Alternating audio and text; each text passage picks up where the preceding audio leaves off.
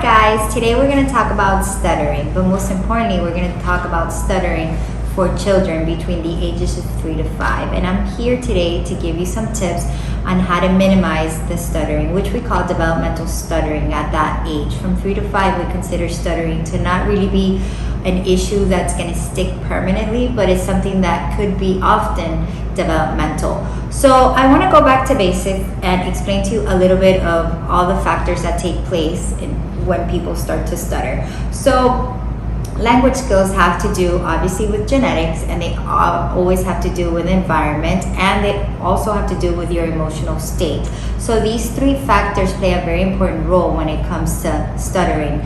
We like to call it disfluency. So your language skill is located in the left hemisphere, right? And so are your emotions. So sometimes when people are disfluent and people are emotional, that combination kind of makes the disfluency worse. That's why a lot of people always say like, I stutter more when I'm nervous, I stutter more when I'm excited. And it's because the disfluency part in your brain is actually misplaced, and it's taking place in the emotional side of your brain. So it's actually mixed.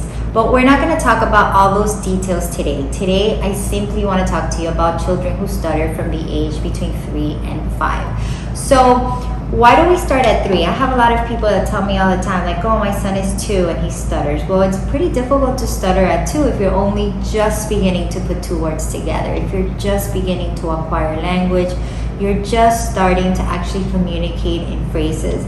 So when a child is so little and they may repeat words, or they might kind of stop or interject or do different things, we don't really consider that stuttering, because the child's actually acquiring language.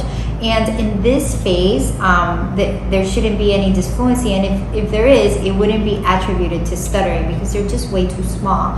But once a child starts speaking, right, and they're making phrases and long sentences and conversation, maybe around 3.5, 4, and you notice that your child is starting to show some signs of stuttering, then at that point, we can actually assess them for any sort of disfluency. And the most typical disfluencies that we see in children are usually repetition. They repeat the first initial syllable, or they repeat the first word. So it's either cookie, or it's either like cookie's good. So those are the most common ones. Blocks, which are the most severe kind of disfluencies, don't occur until way later. So today, for example, if you have a child that's between the ages of 3 and 5, I would urge you to do the following. So the first thing I want is for you not to create any anxiety or any stress or any worry for your child, because the more you make your child uncomfortable, or the most stressed out that your child feels, or anxious, that's all going to relate to him actually stuttering more and being more self-conscious. So when kids are so little, even though you as the parent, are noticing that the child may be stuck sometimes, maybe a little bit disfluent, we don't want you to point it out to the child and actually make the child feel that there is something wrong with their language, because once you do that, it's very difficult to retract that, right? So we don't want the child to even know that they're actually stuttering or they're being disfluent. We don't want them to know that something is wrong. So what would you do first? So from the beginning, the best thing you can do is model. You want to model correct speech, right? You want to model slow speech. A lot of times, people who stutter talk fast. I can't speak for everyone. This is just, a generalized rule. But in order to make stuttering less, you want to talk slow. So by slow, I mean extremely slow. So if your child is starting, you see that he's starting to repeat some syllables or some words, you want to start modeling very, very slow speech. And slow like this. You want to talk slow like this. So your child copies you. And as your child copies slow speech, the instances of stuttering become less, right? They're minimized, because it's way easier to stutter when you talk fast, and it's harder to stutter when you speak slow. So your rate of speech is key. Everyone in your household should talk slow and model very, very slow speech. The second thing you can do to actually help your child that you feel may be starting to stutter is you want to show them bumpy speech, and you want to show them smooth speech, right? So if you don't want to say that they're stuttering, but you want to show them, okay, if I say cookie, that's bumpy. but we want it to be smooth, so we say cookie, right? So you want them to kind of identify what's bumpy speech and what's smooth speech, but you don't want to pin it out and say your speech is bumpy, right? You don't want to create anxiety, because people who stutter at times are very anxious that they stutter, which creates an even bigger issue, right? You want your child to feel comfortable and happy and not stressed out about their language at all. That is actually the most important tip out of all the tips. It's creating an environment where your child doesn't feel stressed, doesn't feel that their language skills are inappropriate, doesn't feel worried about talking, right? We want them to be happy and relaxed.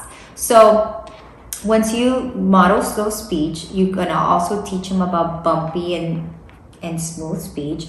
And the third little tip that I wanted to tell you guys about, it's also called easy onset. That's when you start talking with very light and soft motions. So if you wanted to do easy onset, you're gonna breathe and you're gonna start talking very low and soft with vowels. So you would say like, I like to sing, right? You're gonna breathe in, you're gonna talk slow and gentle and smooth. It's called easy onset for a reason, meaning that when you start talking, you want to start talking before, or start making sounds before you say the word, right? Like, I like to sing. So these three little tips, just modeling slow speech, right? Bumpy and smooth speech, easy onset, and of course modeling a slow rate of speech, is actually the best things you can do to help your child if you find that they're kind of being a little disfluent. But for most of the time, and I can't speak for every single child who stutters, but the majority of time when kids start to stutter, it's usually developmental, unless they have a history, or family members, or the dad stutters, or somebody in their family stutters, or of course there was a traumatic event or a traumatic injury. There's obviously many different causes, right? But if there's nothing to that extent, a lot of the times it's developmental. Their brain is developing, they're acquiring many different language skills, many different vocabulary and syntax rules. They're doing a lot. Their brain is doing a lot. So at that time, this is why sometimes some kids tend to stutter and some not. If your child, reaches the age of 6 or so, I would say, and you consider that he's still stuttering, then I would definitely, get an evaluation from a speech language pathologist, and you can get him evaluated to see what exactly is going on, maybe 5.5. Definitely don't let it pass 6, because we could still minimize many things that come along with this fluency if it's caught early. So I want to thank you for watching, and my name is Patricia Ruiz. Please subscribe to my channel, and I'll be on to give a few more tips soon. Thank you.